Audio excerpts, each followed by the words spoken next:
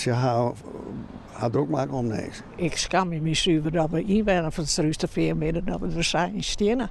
In Ruisterveer ontstie een paar weken lang een soort opsquor oer de Serventohal.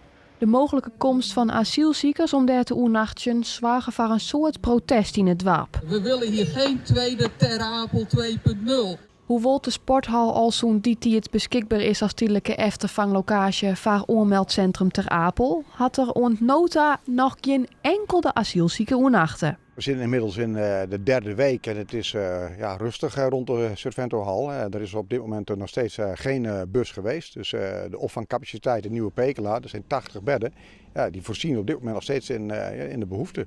Elke dag is het natuurlijk even weer afwachten of er inderdaad de bus komt, ja of nee. Er is nog geen asielzieker west, dus had Ruisterveer zich net druk maken om een probleem wat helemaal geen probleem wie.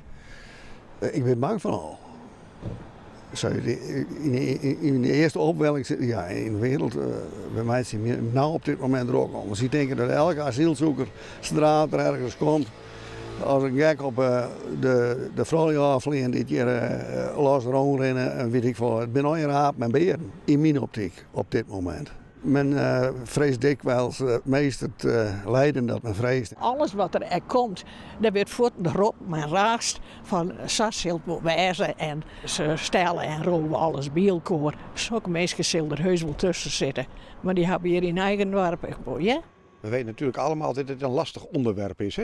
Het is niet alleen naar Karspel, maar in heel Nederland is het asielvraagstuk best wel een problematisch vraagstuk. En dat roept heel veel emoties en reacties op. En die zagen we ook in Karspel, dus die hadden we wel verwacht. Maar gelukkig zien we na de eerste weken veel rumoer, veel protesten. We zien nu inderdaad dat het een stuk rustiger wordt. En de mensen zien ook inderdaad dat dit gewoon een tijdelijke achtervanglocatie is, hè, waar mogelijk een bus kan komen. De Serventohal die bloot onze mei 16 augustus beschikbaar als tijdelijke eftervanglocatie.